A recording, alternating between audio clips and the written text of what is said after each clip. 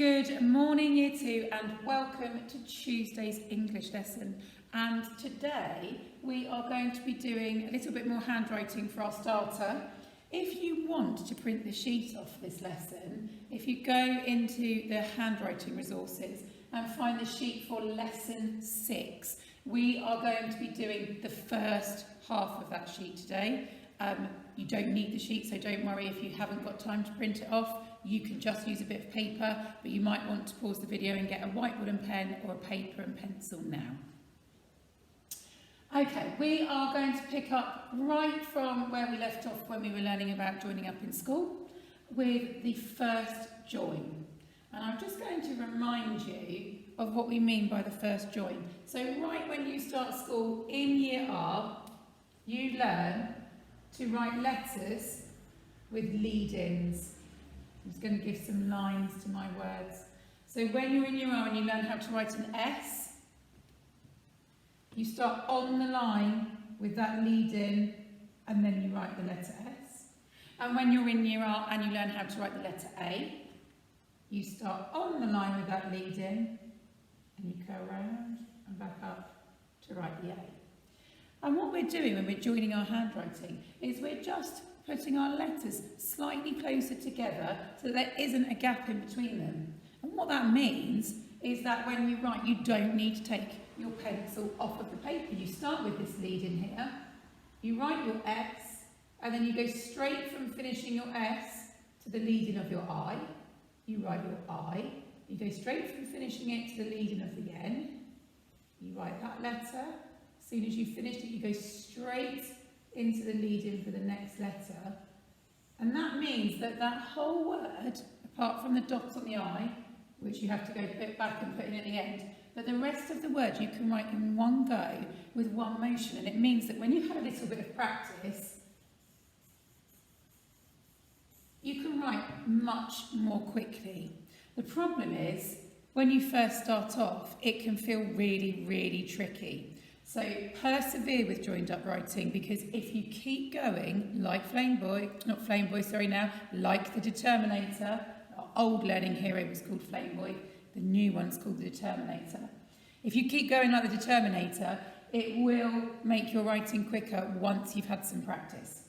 So let's have a look at the first join. The first join is used when we join any of those letters in set 1 to all of these letters in set 2. So most of the time when you're joining handwriting, you're doing the first join, and it's here joining up all of these letters. We go from the bottom of one letter up to the top of the next letter, and it's kind of at that sort of diagonal curved angle. And today we're going to be thinking about joining S, because the letter S can be joined to any of those set 2 letters with the first join. But joining the letter S can feel a little bit awkward and a little bit tricky, so it's worth a little bit of extra practice. So I have joined an S onto an A, a C, an E, an I, an M, an N, an O, a P, Q, a U, a W and a Y. So your first job is to pause the video and have a go at copying those pairs of letters onto your whiteboard or your paper. Okay, I hope you got on well with that. Let's have a look at the next part today. Let's do some magic pens in the air to get our arms warmed up a bit more. So you're going to hold your magic pen, which is your finger, which writes invisible rainbow writing. Do some practice now. And you're going to follow along with the letters that you can see on the screen. So you're pointing to the screen, I hope, like I am, and doing this. I'm actually going to write on the board with the pen. And I'll try and keep out your way so you can see the letters as much as possible. Are you ready? We're going to do the lead-in of the S, curve up and over, go back, follow it round like a snake and join. Then we go straight down for the I and join, straight down for the N, back up and over and round and down, and then we're going to do our join.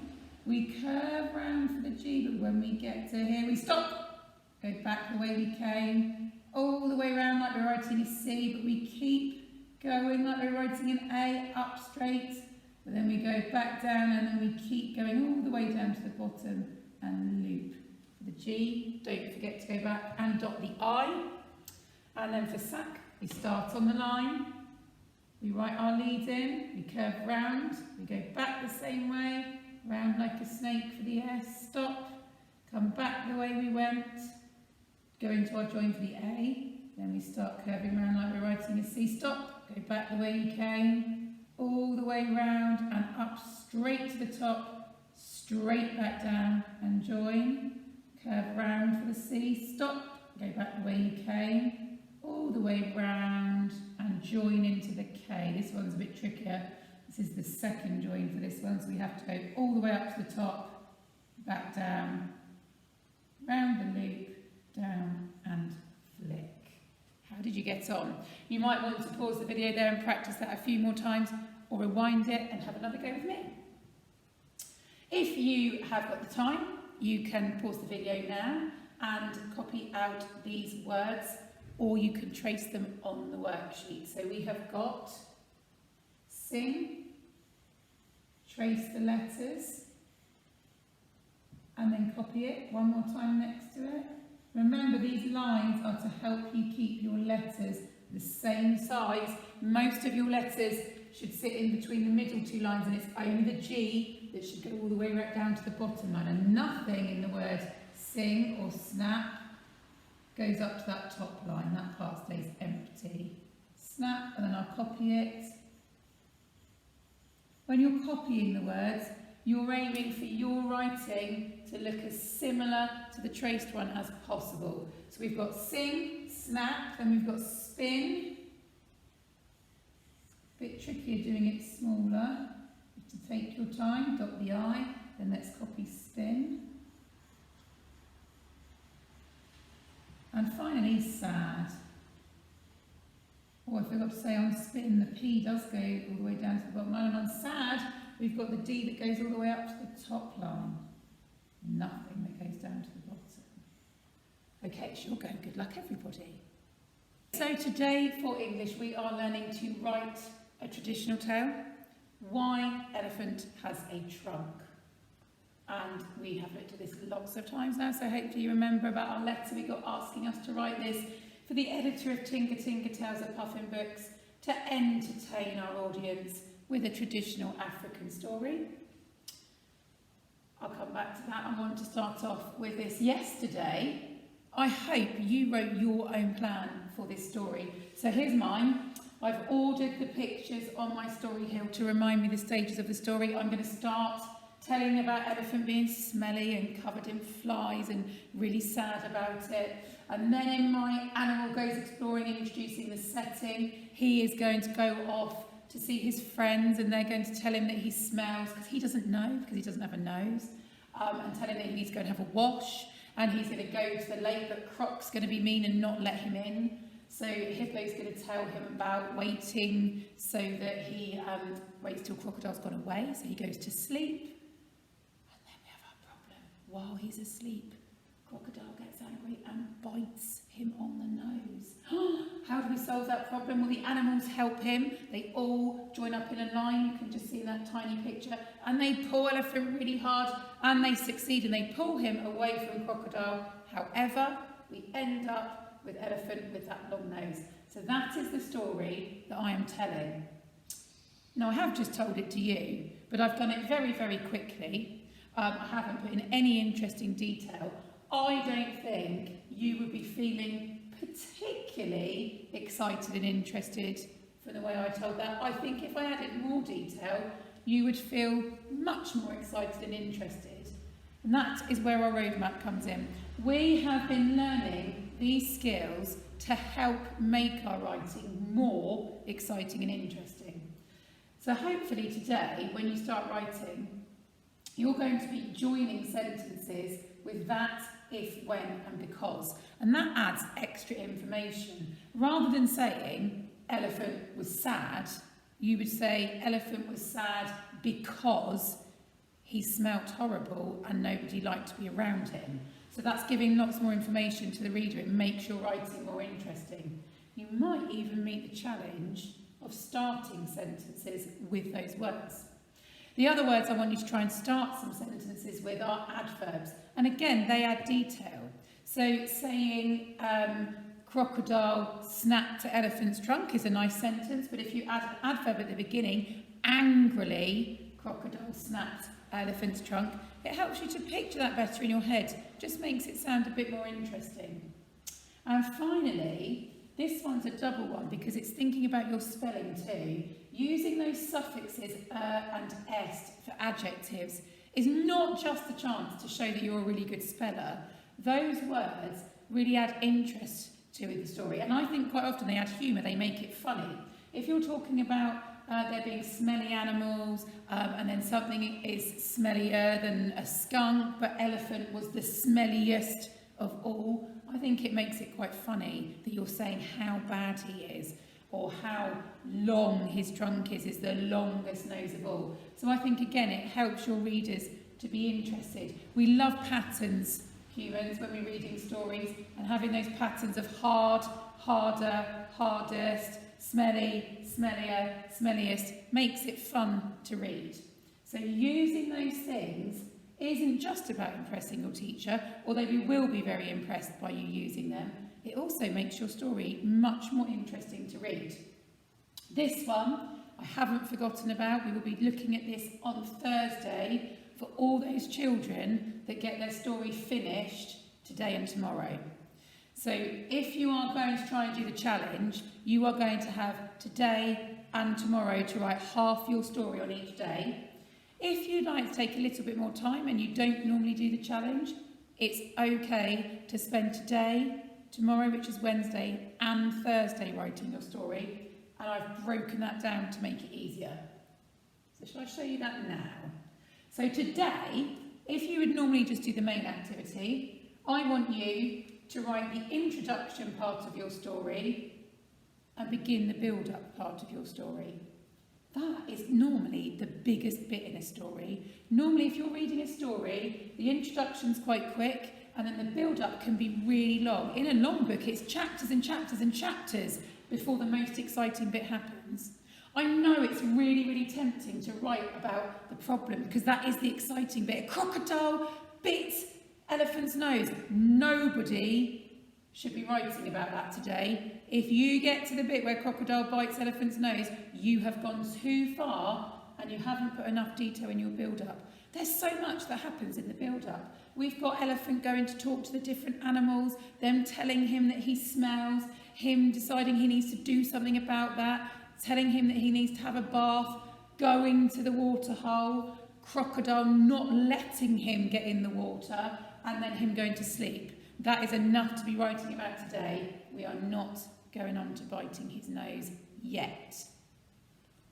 Even if you're doing the challenge, which means you need to work a bit more quickly to get on to writing your blurb, I still don't want you to get to the problem today. I still want you to concentrate on writing the introduction and the whole of the build-up. And there will be chances to catch up.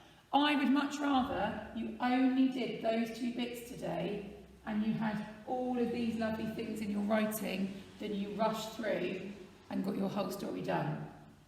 So don't forget, you've got this word map to help you, but also on your plan, you should have some adjectives. I've written down 3 sets of 3. Smelly, smellier and smelliest, short, shorter and shortest, and long, longer and longest. I am going to make sure that I copy those spellings carefully too. I've also planned in 3 adverbs. I'm going to aim to use more than 3, but I'm at least going to use eventually, miserably, and angrily. I'm going to try and use some of those today. So finally, before you go and write, let's do a couple of sentences together. And let's remind ourselves, because your grown-ups at home might not have heard of think it, say it, write it, read it. So whether you're with a grown-up or not, pause the video. Can you explain either to yourself or someone else you're with what we mean by think it, say it, write it, read it?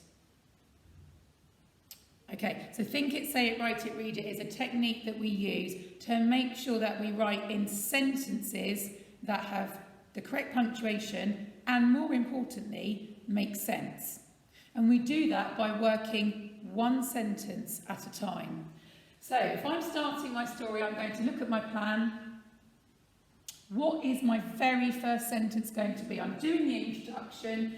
The introduction is meeting the character, describing what the character was like before. So it's going to have to be about elephant and his short nose and smelly. That's what I need to get in my writing. So what's my very first sentence going to be? So this is where I think. And this is very boring for you because I will be standing here in silence thinking. So I'll try and say my thoughts out loud. Okay, I'm going to start the way all of those tinga tales start. What do they say? There was a time. You see there was a time when, I'm talking about elephant. Oh, he didn't have a long nose. So there was a time when elephant had a short trunk. That's my thinking. The next thing, think it, say it. So I'm going to say my sentence out loud to myself. And you can, when you've got short sentences, point out the words on your fingers. I think mine might be too long. You see, there was a time when elephant had a short nose. I think now it's 12 words. It's too long to map them out on my fingers. I'm just going to keep saying it over and over again to help me remember. You see, there was a time when elephant had a short nose. Okay, I'm ready to write. So think it, say your sentence out loud, write your sentence down. You see, capital letter because it's the beginning of a sentence. You see, there was a time. You see, there was a time when, what was my sentence? You see, there was a time when elephant had a short nose. You see, there was a time when elephant had a short, oh, there's that adjective short, yes, I've got that in, nose. Full stop on the end. And the final part of think it, say it, write it, read it is to read your sentence back. You see, there, oh, that needs a comma there. You see, there was a time when elephant had a short nose. Oh, I've just realised I have got in one of those subordinating conjunctions. When? Brilliant, that's a great start. I didn't even mean to do that. Now, in my next sentence, I'm going to try and do something else from our roadmap. So let's have a look at my word bank. If I'm talking about his short nose, my next sentence is not even on here. I could do short, shorter and shortest. You see, there was a time when elephant had a short nose. So now I'm going to start the think it, say it, write it, read it for my next sentence. I'm going to say his nose was short, it was shorter, it was the shortest nose. So I'm going to think of some other animals with a short nose. Rabbits, they've got quite short noses. What else has got a short nose? Lions compared to elephants. So I'm going to say, you see, there was a time when elephant had a short nose. It was shorter than lions. It was shorter than rabbits. In fact, it was the shortest nose in all of Tinga. Now, I've actually thought of the next 3 sentences, so let's do a sentence at a time. It was shorter than lions. It was shorter than lions. And now, when I stop to read my sentences back, I'm going to read it through the whole time. You see, there was a time when elephant had a short nose. It was shorter than lions. My next sentence is, it was shorter than rabbits. It was shorter than rabbits. Full stop. I'm going to put in the apostrophes because I know that those words need apostrophes in. And then I'm going to read that sentence back. I nearly forgot. It was shorter than rabbits. And then I'm going to do my last sentence, and then it will be your turn to go and write your stories. In fact, it was the shortest nose in the whole of Tinga. In fact, it was the shortest nose in all of Tinga. That means a capital letter because it's the name of the place that they live. Tinga. Full stop. Now I'm going to read the whole thing back to check I'm happy with it. While I'm doing that, it's time for you to go and have a go at writing your story. Remember, you are only writing the introduction, what the character was like at the beginning of the story, and the build-up, what happens to elephant before crocodile bites his nose. Good luck, everybody. I'm really looking forward to seeing your stories, and I know Miss Mole is too.